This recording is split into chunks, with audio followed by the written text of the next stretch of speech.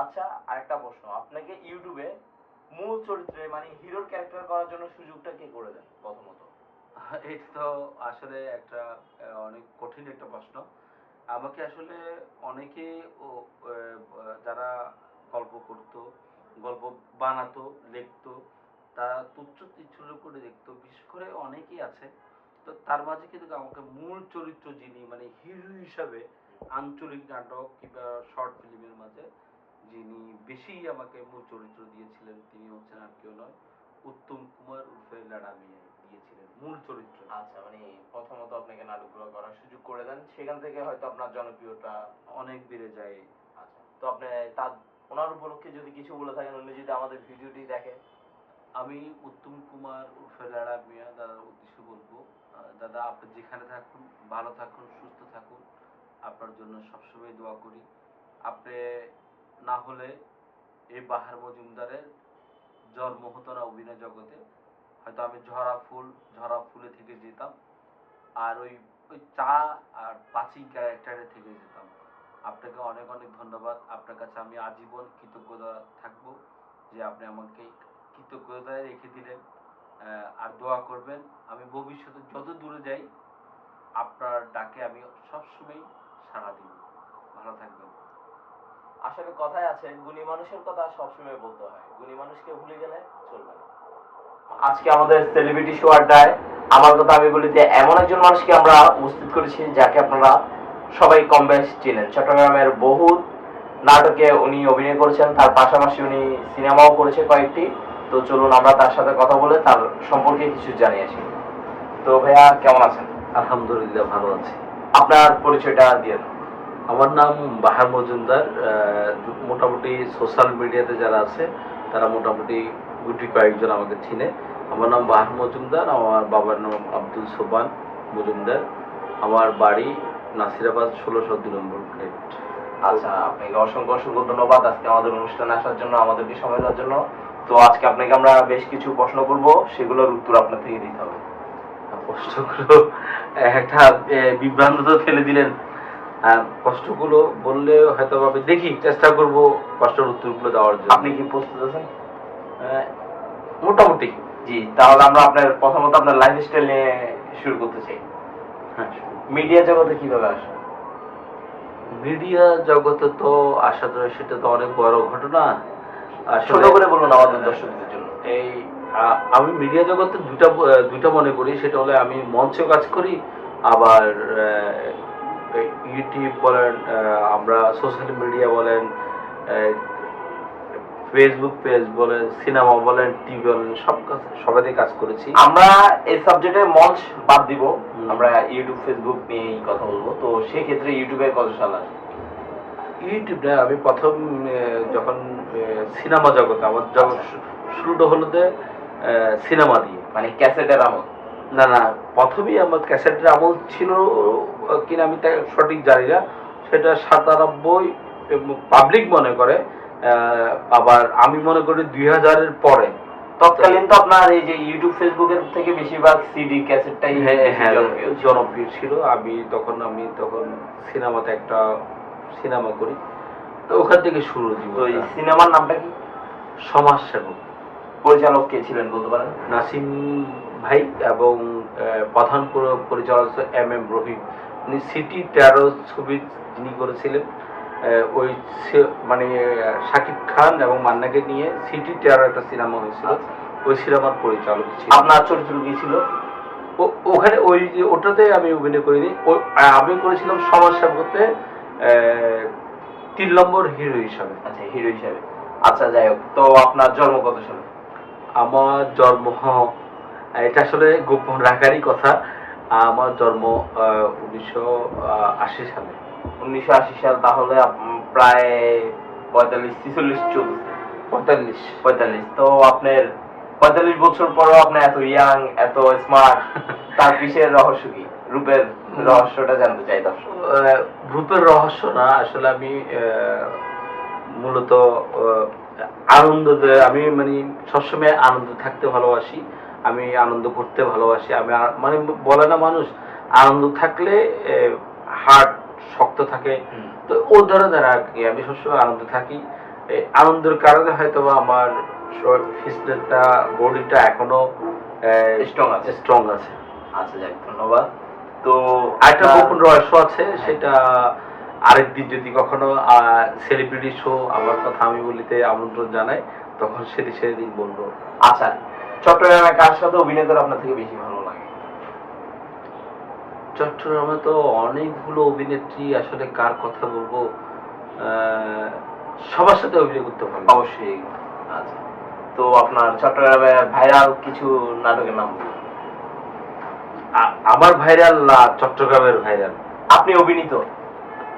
আমার অভিনীত উত্তম কুমার পরিচালিত, যদিও বা এটা মোটিভেশন গল্প হয়।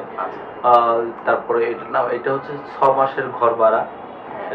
উত্তম কুমার এবং আজবির কোম্পানি। আচ্ছা, এটা ভিউ কি পরিমাণ হয়েছে? বা 65 মিলিয়ন। ওই ক্যামেরাম্যান ছিল ইফতি হোসেন।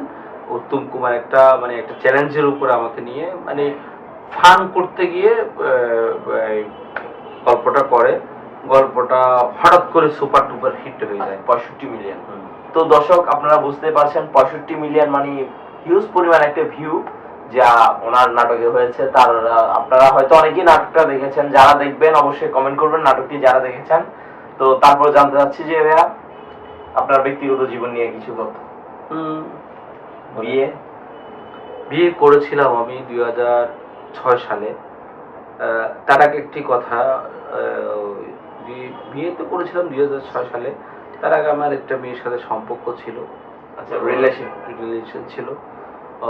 তার সাথে আমার বিয়ে হয়নি অনেক দিন, দীর্ঘদিন। আমাদের একই এলাকার, পাশে ওদের বাড়ি, এই পাশে আমাদের বাড়ি। আচ্ছা, তো বিয়েটা হয়নি, ওর বিয়ে বাইরে হয়ে গেছে। হয়ে যাওয়ার পর আমি আবার একটা অনুষ্ঠান করতে গিয়ে একটা মেয়ের সাথে আমার পরিচয় হয়, যিনি বর্তমানে আমার ওয়াইফ হিসাবে পরিচিত। যদিও বা এখন নেই, ওর বাপের বাড়িতে থাকে, আমি আমার বাপের বাড়িতে থাকি।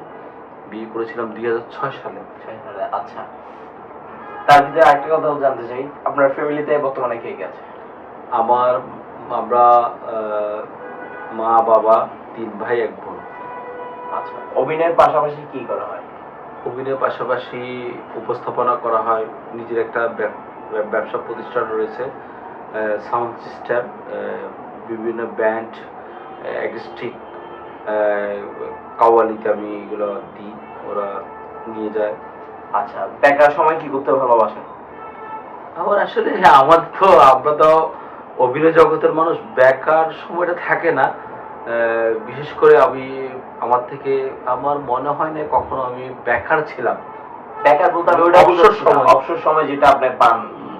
অবসর সময়টা হলো যে আমি অবসর সময় যদি পাই, সেটা হলো যে নীল আকাশ দেখতে আমার ভালো লাগে। আচ্ছা, তাহলে ছাদে গিয়ে আকাশ দেখতে ভালোবাসি, আকাশ দেখতে ভালো লাগে, কিংবা জানালা দিয়ে দেখি। আচ্ছা যাই, আমার অনেক তো কথা হলো। আমাদের দর্শকের জন্য আপনার একটা রিকোয়েস্ট থাকবে আমার পক্ষ থেকে, এই ইনস্ট্যান্ট বসে আমাদেরকে একটা অভিনয় করে দেখান আমার দর্শকদের। এটা আসলে আমরা ক্যামেরার সামনে যারা আছি, যদিও বা আজকে আমার কথা আমি বলি, সেলিব্রিটি শোতে আমাকে আমন্ত্রণ জানিয়েছে। হঠাৎ করে আমাকে বলা হয়েছিল যে একটা অভিনয় করে দেখার জন্য। তো আমি যেহেতু সবসময় রোমান্টিক অভিনয় করি, তো আমি কি রোমান্টিক অভিনয় করব না ভিলেনের চরিত্র অভিনয় করব, আপনি কিন্তু আমাকে বলেন না। আমি বলছি, আপনি যেহেতু সবসময় রোমান্টিক ভিলেন চরিত্র অভিনয় করেন, আজকে ব্যতিক্রম কিছু হোক, আপনি কমেডি টাইপের কিছু করবেন আমাদের ক্যামেরার পিছে যে আছে ক্যামেরাম্যান শাকিল, ওকে নিয়ে। ওর নাম তো শাকিল, তাই না? হ্যাঁ। আসলে আঞ্চলিক ভাষায় হইতে হবে, কারণ আমাদের দর্শক যেহেতু আঞ্চলিক, চট্টগ্রামের বেশিরভাগ মানুষ, তাই আঞ্চলিক ভাষায় গুলো। আচ্ছা, তাহলে শাকিলকে নিয়ে আমি একটা ডায়লগ বলি। শাকিল, আজ হতদিন পর্যন্ত তুই সরিদ নজস,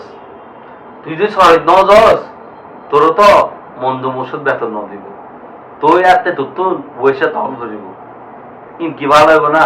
তুই একটা হাম হরবই, মন্দ মুসুদের কল দিয়ে রে, তাড়াতাড়ি যাই রে জয়েন দিবি। এটা হলো ব্যাপার। আচ্ছা, উপস্থিত। যাক, খুব ভালো লাগলো উপস্থিত ওনার একটা অভিনয় দেখে। তো আমরা আরেকটা রিকোয়েস্ট, একটা গান। গান, আসলে আমি তো কণ্ঠশিল্পী না, তবুও আমি তো গান যারা ভালোবাসে না তারা মানুষ না। গান মোটামুটি সবাই পছন্দ করে। গান, ফুল। ফুল তো আমাদের। আমি একটা কথা বলি সবসময়, চাঁদকে কখনো ভালোবাসবেন না, ফুলকে কখনো ভালোবাসবেন না। এটা হলো যে আমার জীবনের কথা, এটা আমি সবসময় বলি। চাঁদ সে সকাল হলে ডুবে যাবে, তাকে কিন্তু আপনি আর খুঁজে পাবেন না। ফুল সন্ধ্যা হলে ঝরে যাবে, তাকে আর আপনি পাবেন না। শুধু শুধু তাদেরকে ভালোবেসে লাভ নেই। খুব সুন্দর একটি কথা। তো এরা হলো যে ঝরা পাপড়ি দিয়ে আর কি লাভ হবে। আসলে এখানে মাঝে আমাকে বলা হয়েছিল একটা গান পরিবেশন করার জন্য। তা আমি আমার এক বন্ধু, বন্ধু বললে চলে, আবার সিনিয়র পার্সনে গানটা প্রথমে গিয়েছে, তারপর আমার একজন বন্ধু গিয়েছেন। গানটা হচ্ছে, আমি এই কুল ছেড়ে ও কুল গেলাম, ঘাটে ঘাটে নাও বিরাইলাম, আশায় আশায় রইলাম, যদি তোমার দেখা পাই, তুমি আরেকবার আসিয়া যাও মোরে কান্দাইয়া, আমি মনের সুখে আর একবার কাঁদতে চাই। অসংখ্য অসংখ্য ধন্যবাদ। আপনি কণ্ঠশিল্পী না, তারপর আমাদের দর্শককে গান শোনাবার জন্য। তো লাস্ট আমাদের অনুষ্ঠানে এসে আপনার থেকে কেমন লাগলো, আপনার অনুভূতিটা শেয়ার করুন। আমার আসলে অনেক ভালো লাগলো। আসলে আমার এই পরিচিতির পিছনে অনেকেরই অবদান আছে। বিশেষ করে আমি যাদের অবদান বলবো, আমাকে যারা এই লাইনে এনেছে তাদের কথা না বললে নয়। যেহেতু আমি লাইনে প্রথমে আমাকে যদি বা মিডিয়া জগতে এনেছিলেন নাসিম ভাই, নাসির, এবং তারপরে আমাকে ইউটিউব জগতে যখন আনে তখন হারুন ভাই নয়নবার একটা গানের মধ্যে আনে, ইউটিউবে আমি আর হ্যাপি করি। তারপরে আবার আমাদেরকে যখন আমি এখান থেকে চলে যাই, তারপরে লকডাউন আমাদের